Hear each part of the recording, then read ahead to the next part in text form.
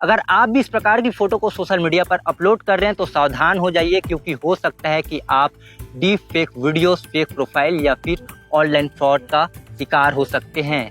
इस प्रकार का ट्रेंड आपको इस प्रकार के फ्रॉड का शिकार बना सकती है। इसके लिए आप सावधान हो जाइए और जागरूक भी हो जाइए, क्योंकि ट्रेंड फॉलो करना ठीक है, लेकिन हमको ये भी पता होना चाहिए कि किस हद तक हमको उस ट्रेंड को फॉलो करना है, कितना हमको केयरफुल होना है।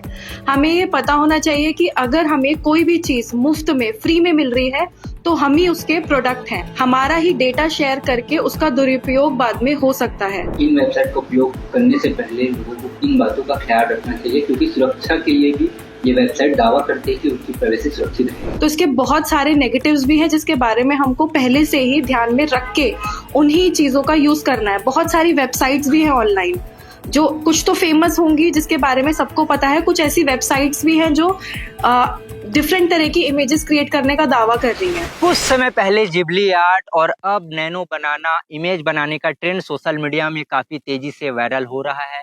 आजकल के युवा या जेन जी कह सकते हैं, जो इस प्रकार के फोटो को सोशल मीडिया में लगातार अपलोड कर रहे हैं। दिखने में काफी अट्रैक्टिव लगता है और कुछ ही समय में ये आपकी फोटो को साड़ी लुक या 3D लुक में पेश कर देता है। इसलिए लाखों व्यूज, लाखों लाइक्स भी मिल रहे हैं। इसलिए युवा लगातार इस प्रकार की फोटो जो है वो सोशल मीडिया पर अपलोड कर रहे हैं। इसके लिए आपको गूगल जेमिनी पर जाना है और आपकी नॉर्मल फोटो को आप कुछ ही सेकंड में AI retro style vintage photo में तब्दील कर सकते हैं। इसके लिए आपको कुछ प्रॉम्प्ट डालने हैं। इसके अलावा अगर आपको कुछ और तरीके से फोटो बनाना है तो आपको उसके लिए कुछ दूसरे प्रॉम्प्ट डालने पड़ेंगे और ये आपकी फोटो को 3D स्टाइल में तब्दील कर देगा।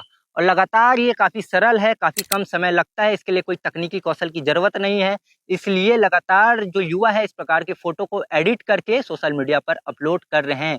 अगर आप भी इस प्रकार की फ़ोटो को सोशल मीडिया पर अपलोड कर रहे हैं तो सावधान हो जाइए, क्योंकि हो सकता है कि आप deep fake videos, fake profile या फिर ऑनलाइन फ्रॉड का शिकार हो सकते हैं।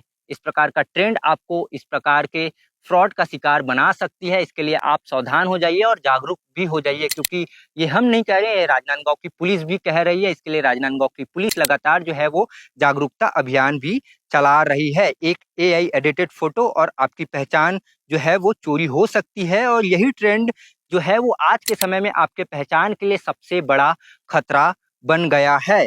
क्योंकि आप जो है वो फोटो तो डाल देते हैं, फोटो डालने के बाद आपको भी पता नहीं रहता कि ये जो फोटो है इसका उपयोग जो है वो बाद में कहाँ, कब और कैसे हो पा रहा है। ये इस प्रकार के वेबसाइट जो है वो आपके फोटो के जरिए आपकी बॉडी मैपिंग और फेस डेटा को सेव कर लेते हैं, और इसके बाद इस डेटा का इस्तेमाल जो है वो डीप फेक वीडियोस बनाने और फेक प्रोफाइल चलाने और यहाँ तक ऑनलाइन फ्रॉड में भी इस्तेमाल कर सकते हैं।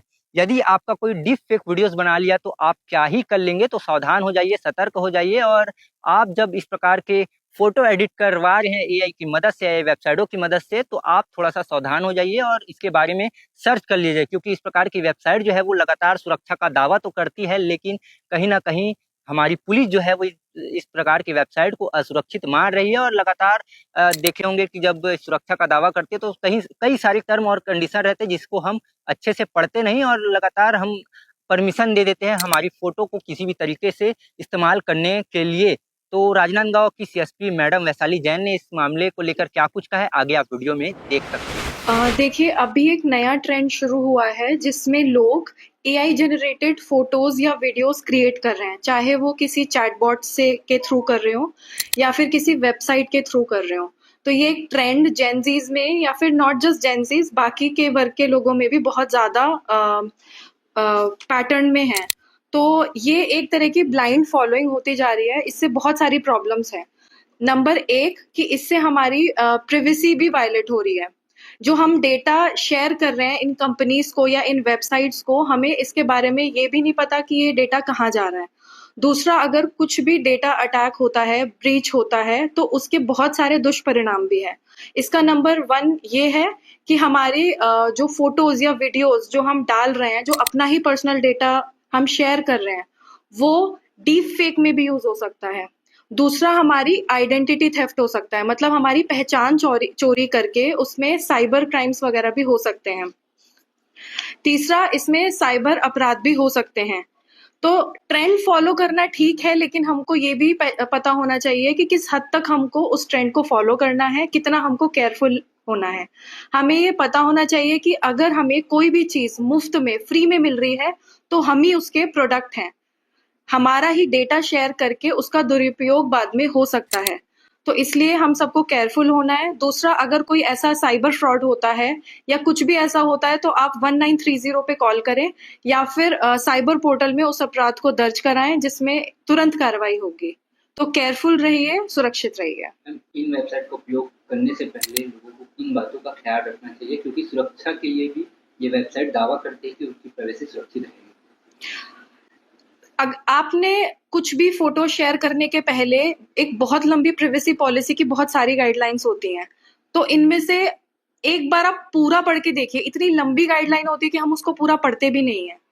नंबर 1। दूसरा, अगर डेटा ब्रीच होता है, कुछ भी अटैक होता है, उसके बाद हमारे डेटा का क्या हो रहा है उसके बारे में हमें अभी तक नहीं पता। तो कोई भी ट्रेंड अगर ब्लाइंडली हम फॉलो कर रहे हैं, तो उसके दुरुपयोग होने के भी बहुत ज्यादा चांसेस हैं। अभी आपको पता होगा, बहुत सारी डीप फेक वीडियोस वगैरह बनती हैं, बड़े बड़े सेलिब्रिटीज की भी बनती हैं, उनके बारे में हमें पता लग जाता है। बट अगर किसी कॉमन इंसान का डीप फेक वगैरह बन रहा है, तो एज आम नागरिक हमको नहीं समझ आएगा, हम उसको सच ही मानेंगे। तो इसके बहुत सारे नेगेटिव्स भी हैं, जिसके बारे में हमको पहले से ही ध्यान में रख के उन्हीं चीजों का यूज करना है। बहुत सारी वेबसाइट्स भी हैं ऑनलाइन, जो कुछ तो फेमस होंगी जिसके बारे में सबको पता है, कुछ ऐसी वेबसाइट्स भी हैं जो डिफरेंट तरह की इमेजेस क्रिएट करने का दावा कर रही हैं।